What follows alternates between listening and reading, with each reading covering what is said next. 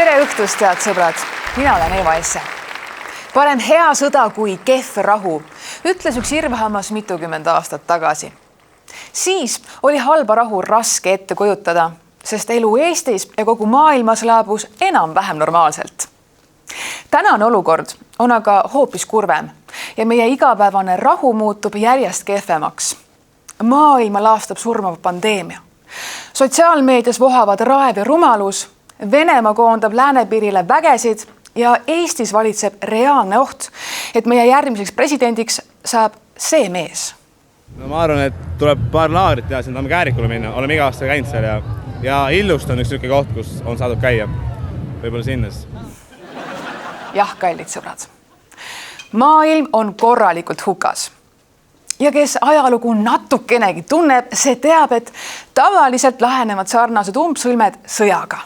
Ka enne esimest ja teist maailmasõda valitses sarnane ühiskondlike vastuolude pundar. Mis sest, et ajaloo tõhusamaid massihävitusrelvi, Facebooki ja hapukoore maitselisi kartulikrõpse ei olnud toona veel olemaski. Tahtmata paanikat külvata või kohe saabuvat tuumakatastroofi ennustada, olen ma siiski viimasel ajal mõelnud, et miks peaks tupikusse jooksnud maailm sel korral rahumeelse väljapääsu leidma. Või kui sõda peaks tõesti algama, siis kuidas õnnestub Eestil sellest ühes tükis väljuda? Relvastatud konflikte ei ole ju võimalik välistada, sest kui oleks, puuduks meil vajadus kaitseväe järele. Aga kas see kaitsevägi meid ohu korral ka kaitseb, eriti muidugi siis, kui Jüri Ratas tõepoolest presidendiks saab? Sest miks peaks mees, kes kardab AstraZeneca vaktsiini, Vene sõjaväge mitte kartma? Ja miks tuleb noortel Eesti meestel lahingusse tormata, et Jüri Rattad oma hüvesid edasi saaksid nautida? Selliseid küsimusi kostub aina enam. Ja sellest ma tahangi täna õhtul teile rääkida. Kas Eesti inimese lubadus kodumaa eest surra on tühipaljas sõnakõlks või rebime tõepoolest rinnaesise paljaks, kui vaenlane Kaja Kallase valitsust jõuga hakkab maha võtma? Я новый губернатор Эстонии. И если вы сейчас же не подадите в отставку, российские войска арестуют вас и вашу семью. Eestlased on pidanud ajaloo tõmbetuultes igasuguste riikide eest sõdima.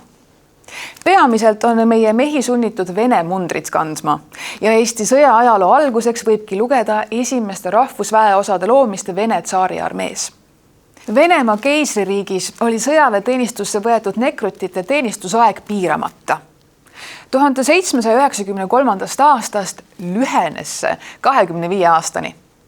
Nõukogude ajal kahanes Vene sõjaväeteenistusaeg suisa 2 aastani, kuid sellest hoolimata on Eesti mehed alati püüdnud Vene kroonust pääseda. Kuulsaim eestlasest sõjaväepõlgur on Erastu Enn, tuntud Liidia Koidula näitemängust säärane mulk ehk 100 vakka tangusoola. Mees raius kroonust pääsemiseks endal pöidla otsast, sest toona võeti nekrutiks vaid neid, kellel ei olnud kehalisi puudusi ega vigastusi. Teine kuulus eestlasest sõjaväepõlgur on aga Eesti järgmine tõenäoline president ehk Jüri Ratas. 1978. aastal sündinud inimesena ei tulnud tal Nõukogude armeesse sattumist karta, kuid ka Eesti kaitseväes teenimine oli mehe jaoks piisavalt hirmuäratav. Mina ei läinud, sest toonased regulatsioonid nägid ette, et need, kes astusid kõrgkooli, ei pidanud sõjaväkke minema. Põhjendas Ratas 2009. aastal oma kaitseväe kogemuse puudumist. Päris kindlasti ei olnud ei toona ega ole ka nüüd ühtegi regulatsiooni, mis Eesti meestel kaitseväega ei lubaks ühineda. Kogu asi ei oleks ehk tänitamist väärt, kui Jüri Ratas telekaamerate ees igal võimalusel kaitseväelase kiivrit pähe ei tõmbaks. Peaministri külastuse eesmärk oli tutvuda ajateenijate väljaõppega ning veenduda nende kõrges motivatsioonis. Aga Jüri Ratasest tuleb ka aru saada, sest ega kaitsevägi ei olegi igaühele. Kuradi raske on.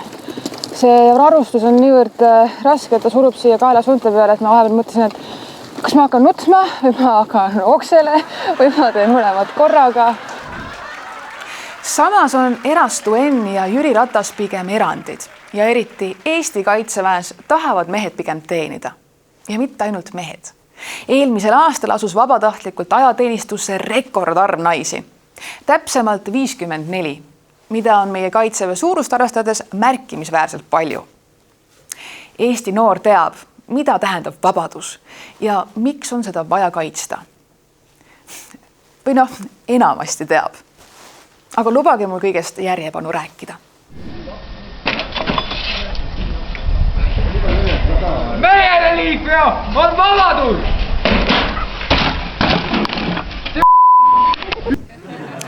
Sõjaväes teenimist on alati ka popkultuuri kaudu populariseeritud. Nõukogude ajal olid sõjafilmid üks levinumaid žanre ja jutustused kangelaslikest mehepoegadest, kes relvaga kodumaad kaitsevad, ei ole ka iseseisvas Eestis kuhugi kadunud. Liigutusi, häälekõla. Ja ma ei saa ikka lahti tundmusest, et see kõik oli minu süü.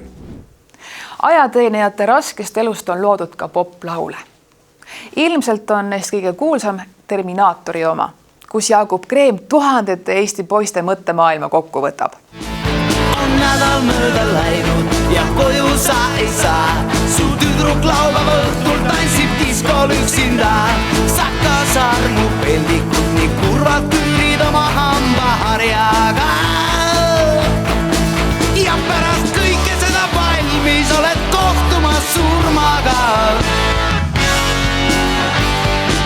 Oh ema, kui sa vaid näeksid, pojast mees on sul sirgumas. Populaarne on olnud ka Eesti eest suremise teema. Kuigi viimasel ajal on huvi kodumaa nimel hukkumise vastu märgatavalt jahenenud. Heinz Valk ütles 2007. aastal, et 20 aastat tagasi oli rohkem inimesi valmis Eesti eest surma minema. Pärast mu lauluväljaku kõnet hüüdsid mehed, et lähevad kas või paljaste kätega Vene tankide vastu, ütles Valk Õhtulehele. Praegu mõtleb igaüks isiklikule heaolule.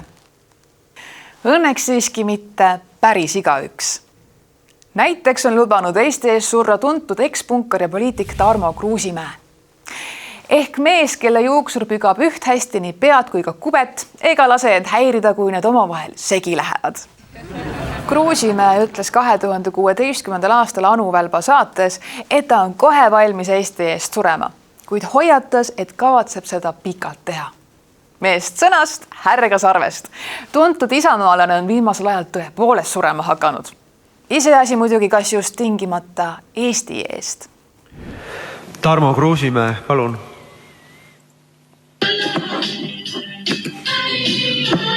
Tarmo, küsi küsimus.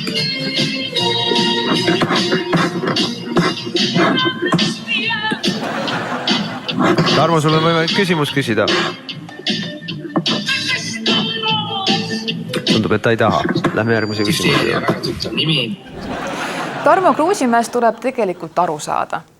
Riigikogu istungid on tõepoolest surmavalt igavad ja seda sõna otseses mõttes, nagu me just nägime. Samas on Eestis üha enam kuulda ka seisukohti, et kaitseväkke ei ole mõtet minna. Et seal veedetud aeg on maha visatud. Et Eesti riiki polegi vaja kaitsta, sest seda juhivad sooroslased, reptiilid ja Brüsseli käpikud. Paljud Eesti noored peavad vabadust iseenesest mõistetavaks ja see sõna tähistab tänapäeval eelkõige finantsvabadust. Eestis tegutsevad spetsiaalsed advokaadid, kes noortel ajateenistusest fiilida aitavad. Ja ka internetifoorumitest leiab kuhjaga infot, kuidas erastu ennu pärandit tänapäeval edasi kanda. Isegi suured ajalehed varustavad oma lugejaid teabega, millisesse riiki need põgenema peaksid, kui vintpüssidega venelased üle Narva jõe hakkavad ujuma. Uuringufirma Norstat viis spetsiaalselt meie saante jaoks läbi uuringu, millest selgub, et laias laastus on Eesti inimesed võimaliku sõja osas ära ootavad. Ent vabatahtlikuna üles andma ja Eesti riiki igal moel kaitsma on nõus 14% Eesti inimestest. Kiiresti välismaale põgeneda sooviks aga 15%. 30% ei teeks ei seda ega ka teist ning ootaks, mis juhtuma hakkab. Meeste ja naiste erinevus vastavalt rindel ja tagalas olla on selle uuringu järgi üsna ootuspärane. Samuti erineb kaitsevalmidus eestlaste ja venelaste seas. Eestit on igal võimalusel valmis kaitsma 18% eestlastest ja 8% venelastest, mis tegelikult ei olegi teab kui suur vahe. Nooremad ehk 18–39-aastased eelistaksid pigem riigist lahkuda. Samas jääksid vanemad ehk 40–74 aasta vanused Eestisse appi. Lisaks on kaitsetahtelisemad just väikelinnade ja külade inimesed. Tallinlased ja teiste suuremate linnade elanikud laseksid sõja puhkedes pigem varvast. Seega võib öelda, et Eestis valitseb justkui 2 standardit.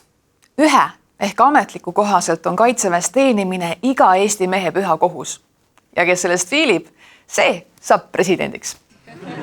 Teisalt tunnistab üha enam inimesi, et põgenevad Eestist kohe, kui mingigi oht hakkab paistma. Mida teha ühiskonnaga, kus vohab ebakindlus ja mille patriotism väljendub pahatihti vaid internetis võimus? Kui tugev on riigi kaitsevõime, kui paljud selle kodanikud oma riiki enam ei usugi?